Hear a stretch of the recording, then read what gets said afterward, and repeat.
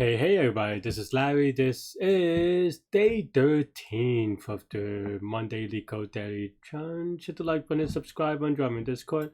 Let me know what you think about today's poem. Today we have 3453 separate squares. Not much of an intro today. I'm still kind of recovering. My back is still so sore. I don't even know why. I gotta do a lot more strength training. I think that's the short story. Yeah, that's probably it, right? Okay, so let's actually just do the problem then. We have 3453 separate squares. One, you're given a 2D integer array square. Each square sub I is equal to represents bottom left and it's a square. Okay, yeah. Find the minimum y coordinate while you have a horizontal line such that the total area of the square. Okay, I mean that already just sounds like a binary search and binary search on the answer, and then just figure out like where it intersects with the line or something like that. And it doesn't even. And the reason why I already know, just to be clear, is because it almost doesn't matter what the n is, because if it's binary search on the answer, it's going to be n times log r, where r is the range of the numbers that you're binary searching, or the number of bits if you want to call it that. Then it's technically not log r, but then yeah. But my point is that it usually is fast, and that's or at least the idea in my head, because all you have to do is look at each square once. There's no weird things. The only thing that maybe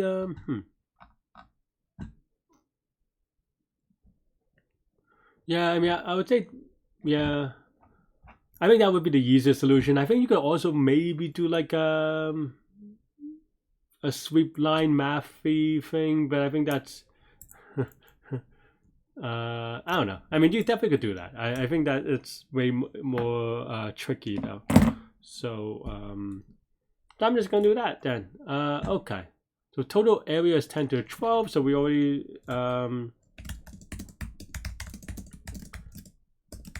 have that. Oh wait, that's not right though. Or like we're binary searching on the y. And y can go up to 10 to the 9, so I think 10 to the 9 should be fine, right? Because you're just finding line. So we're binary searching for the point y, right? I'm not.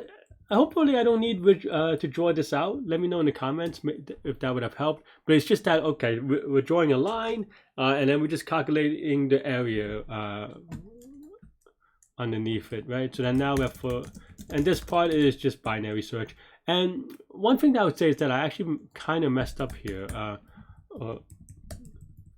already, because because it can be a double, right? And with double, you can write like this, but sometimes it might not actually end because of imprecisions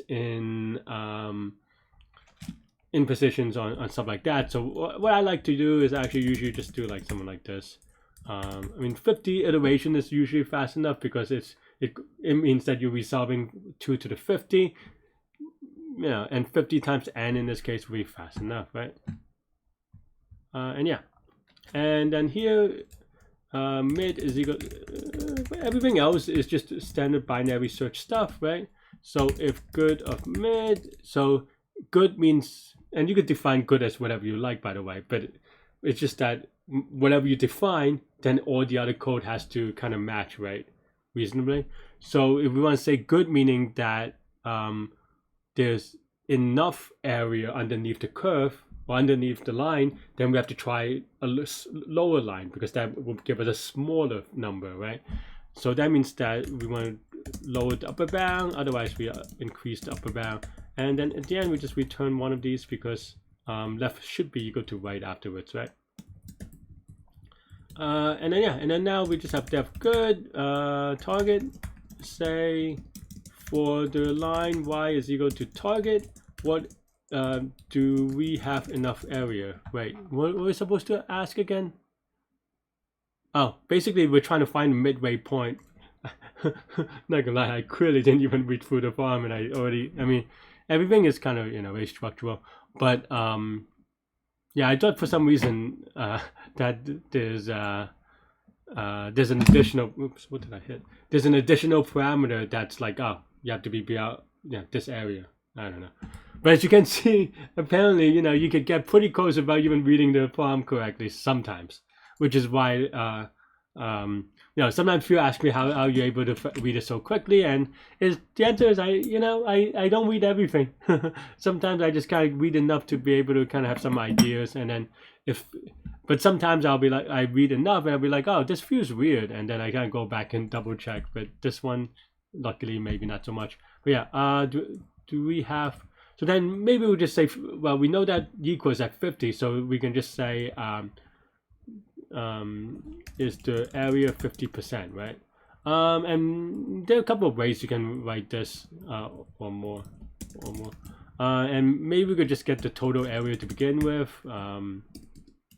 Right, what's it called? XYL in squares, total, right? Okay.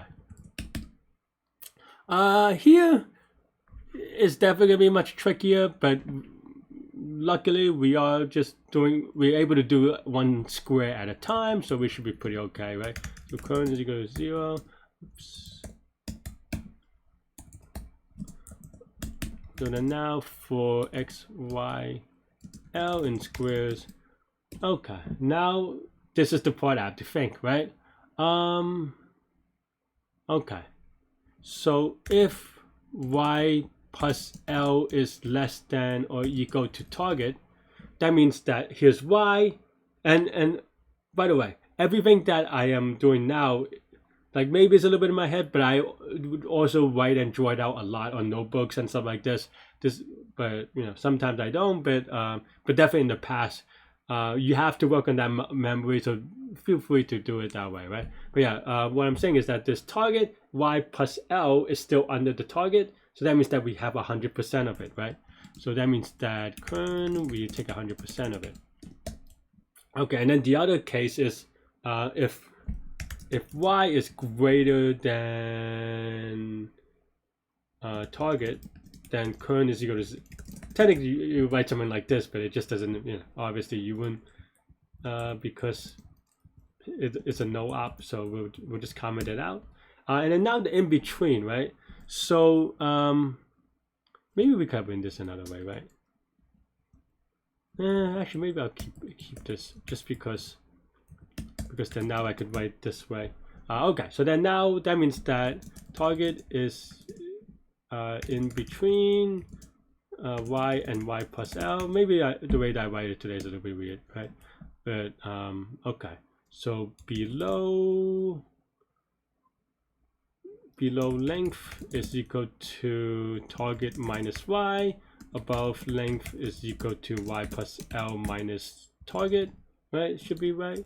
Yeah, and then now the bottom part is the only part that we care about, right?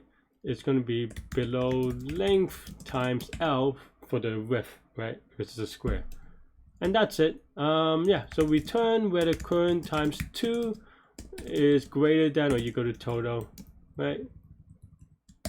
And that's it. I know that we didn't use this, but I just want to kind of do it for illustration. Click submit. Hopefully we didn't do anything too silly. And yeah, and that's it.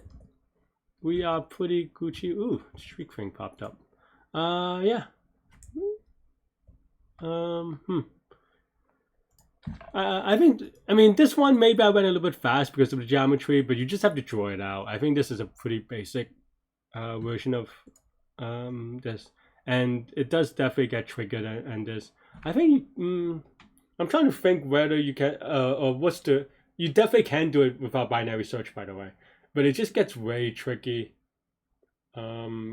because a lot of the points are not distinct, right? So then if you have like 5 squares going on, I guess you know what the L is, the total L per unit, so you could do math that way, and then you do it for the next and the side. I mean, you definitely can do it with a sliding window, not sliding window, but sweep line, but basically the same as we have this target, but just moving one at a time. Yeah, good luck with that though. That's it though. That's all I have for this one. Like I said, this is linear time, right? It looks at everything once. We have a 50 loop. You could say B for the number of bits. You could keep doing it a little bit faster as a result. You could even, 20 is not enough. Did I mess something up? Huh.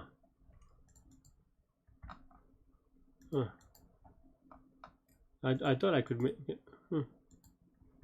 What is this? 10 to the 5th, 10 to the 9, 10 to the 14. Maybe 50 is about right. Maybe I just got lucky then.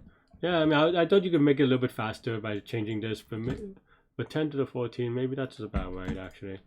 Yeah, that's it. That's all I have for this one. It's gonna be oh, I didn't finish my thought. This is O of n, this is O of b, where is the number of bits, or you can say log r, where r is the range of numbers.